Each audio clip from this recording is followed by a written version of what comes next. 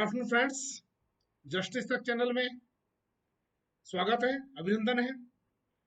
कुछ कैंडिडेट्स हमको अभी 2-3 दिन पहले इंग्लिश लैंग्वेज के कुछ कंफ्यूजन है उनके बारे में मेल किए और हमको फोन पर बताया।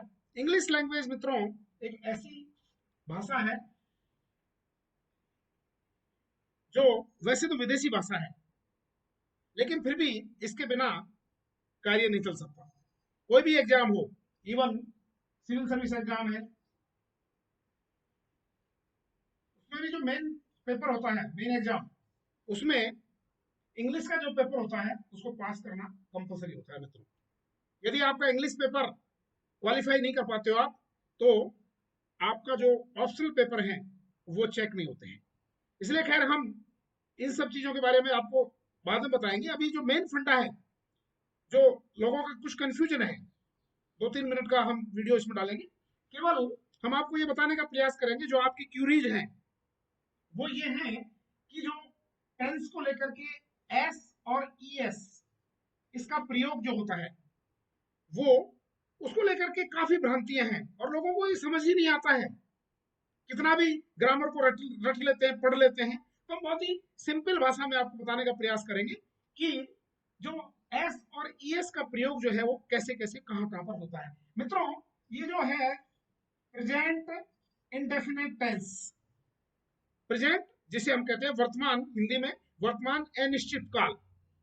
वर्तमान अनिश्चित काल में जो क्रिया होती है उसकी फर्स्ट फॉर्म होती है, सेकंड फॉर्म, थर्ड फॉर्म और फोर्थ फॉर्म। तो इसमें क्या होता है, बेसिकली एस और जो ईएस होते हैं वो क्रिया वर्ब की पहली जो फॉर्म होती है उसके साथ में इसका प्रयोग किया जाता है और यही हम कंफ्यूज हो जाते हैं। तो मित्रों, हम आपको एग्जाम्पल के रूप में अब बताने का प्रयास करते हैं कि एस का प्रयोग कहां होता है और ईएस का प्रयोग कैसे होता है। अब देखिए, प्रेजेंट इंडेफिनिट टेंस, ध्यान रखना, वर्तमान अनिश्चित काल। जैसे मैं आपको एग्जांपल देके बताता हूं कि I eat a mango, I eat a mango. Clear? अब दूसरा एग्जांपल देके बताते हैं, ही ईट्स ए मैंगो। अब देखिए डिफरेंस आ गया। आई, आई के साथ में ई, ये जो है वर्ब है, ईट। ईट जो है वो वर्ब है, खाना पीना, हंसना, बोलना, चलना, ये सब क्रियाएं हैं जिनको कहते हैं वर्ब कहते हैं। तो यहां पर देखिए, ईट ये वर्ब है, ये फर्स्ट फॉर्म है, eat, eat, ate, eaten, eating, to eat, ये 5 फॉर्म होती है।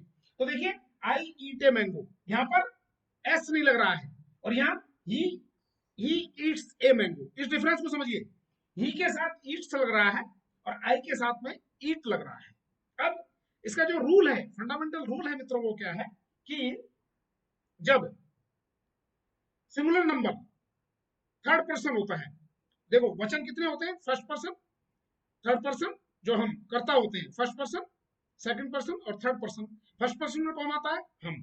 जैसे आई, आई क्या है यहाँ पर, फर्स्ट पर्सन है, आई यानी कि मैं हूं। मेरे सामने कोई है, यू, ये कैसे है, सेकंड पर्सन हो जाएगा। और जो आदमी मेरे सामने नहीं है, वह, वह, वे, वह, वे, ये है तो वो मेरे सामने है, ये, वो, यानी मेरे सामने नहीं है वो, वह लेडी भी हो सकती है, जेंट्स भी हो सकता है, लड़की हो सकती है, लड़का हो सकता है। ही यानी जो हमारे सामने नहीं है उसको हम क्या कहेंगे, थर्ड पर्सन, यानी तृतीय जो करता है, तृतीय। तो यहां पर जो फंडामेंटल रूल है मित्रों वो क्या है कि जब सिंगुलर नंबर, सिंगुलर नंबर एक वचन, ध्यान रखना, जैसे एक वचन क्या है, आई एक वचन है लेकिन सिंगुलर नंबर भी है, ही एक वचन है, ही वह सिंगुलर नंबर है। तो एक वचन यानी सिंगुलर नंबर थर्ड पर्सन, यानी मेरे सामने नहीं है, ही वह, उसके साथ में हमेशा एस या ईएस का प्रयोग किया जाता है। क्लियर? आई थिंक, जैसे कि ही ईट्स ए मैंगो, वह एक आम खाता है, वह कौन, मेरे सामने है, जैसे हम कहेंगे इसको she eats a mango, she eats यानी वो मेरे सामने नहीं है, इसलिए यहां पर क्या आएगा, सी ईट्स ए मैंगो। और यदि एक वचन है, थर्ड पर्सन नहीं है, उसके साथ में एस का प्रयोग नहीं किया जाएगा, इसलिए आई ईट ए मैंगो।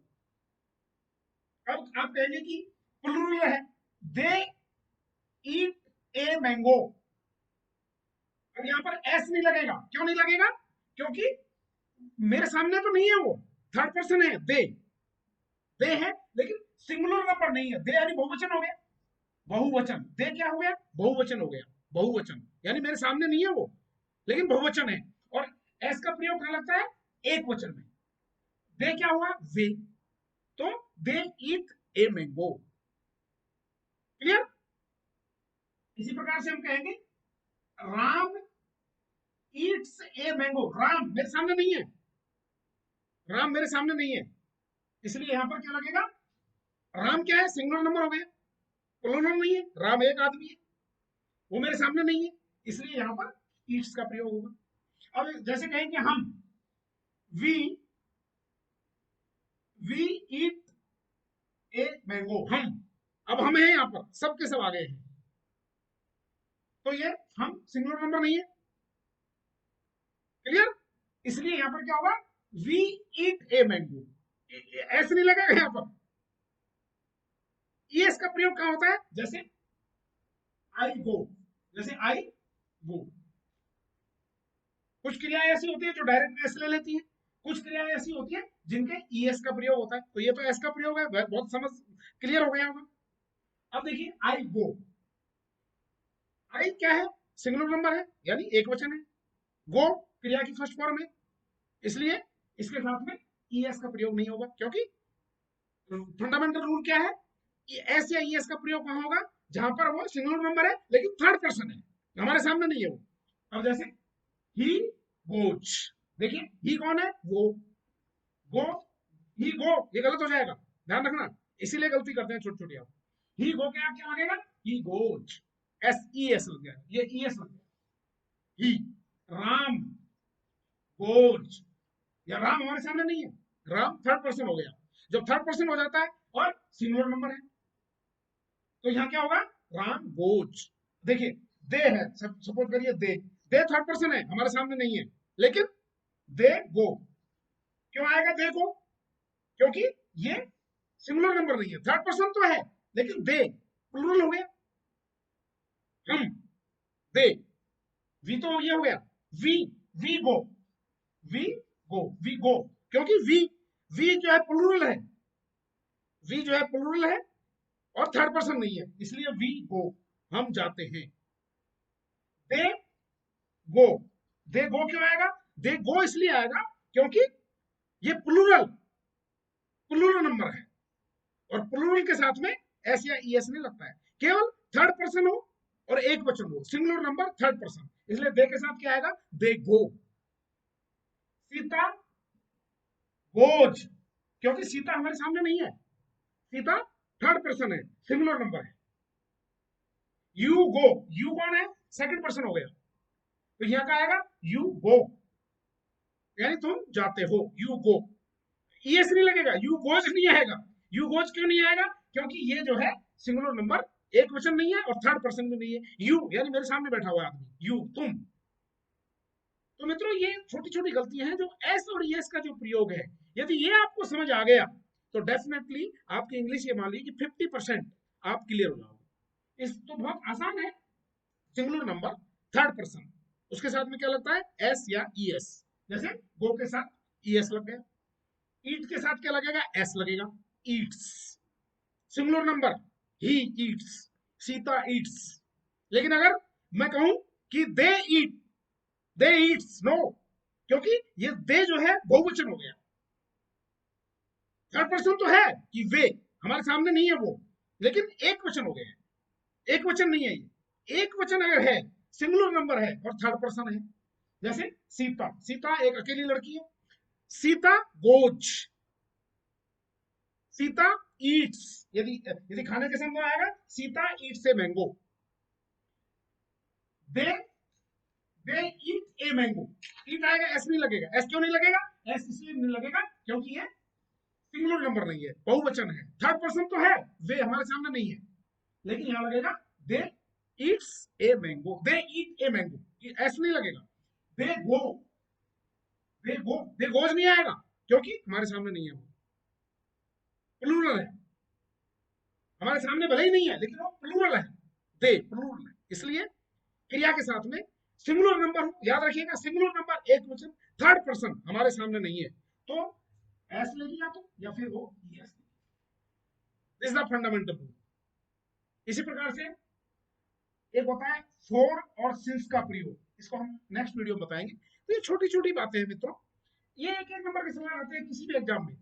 आजकल इंग्लिश का जमाना है, बैंक की पीओ का एग्जाम ले लो, पटवारी भर्ती की ले लो, शिक्षक की ले लो, आईएएस का ले लो, आरएस आरजेएस में भी इंग्लिश का पेपर होता है, आरएस में भी इंग्लिश का पेपर होता है, कोई भी पीसीएस एग्जाम है, मध्य प्रदेश हो, यूपीएससी हो, यूपीपीसीएस हो, झारखंड हो, उत्तराखंड हो, छोटी छोटी क्लरिकल एग्जाम में ये सब चीजें आजकल पूछी जाती हैं। तो ये एस और ये एस के कम से कम 3-4 सवाल हर एग्जाम में आते हैं, तो इसका बिल्कुल फंडामेंटल क्लियर कर लीजिएगा। यदि फिर भी कोई कंफ्यूजन है please call me, and thank you very much. मेरा जो चैनल है उसमें आप लोगों के सहयोग से 1000 सब्सक्राइबर्स का आंकड़ा जो है पार हो चुका है। थैंक यू वेरी मच, आप सब बधाई के पात्र हैं, थैंक यू। और हमारे जो व्यूअर्स की संख्या है वो भी 1 लाख को क्रॉस कर गया है कल, तो थैंक यू वेरी मच। इसी प्रकार से आप हमारे चैनल से जुड़े रहें और सब्सक्राइब करते रहें और इसको completely please watch it. Thank you very much. और भी किसी प्रकार का कोई कंफ्यूजन हो, इंग्लिश से रिलेटेड, जनरल नॉलेज से रिलेटेड, इंटरनेशनल रिलेशन, कोई भी घटना, I am expert of all the fields by the grace of God. So thank you very much, have a nice day, bye bye. Video कैसा लगा like करें और please subscribe it. Bye bye, thank you very much, nice day.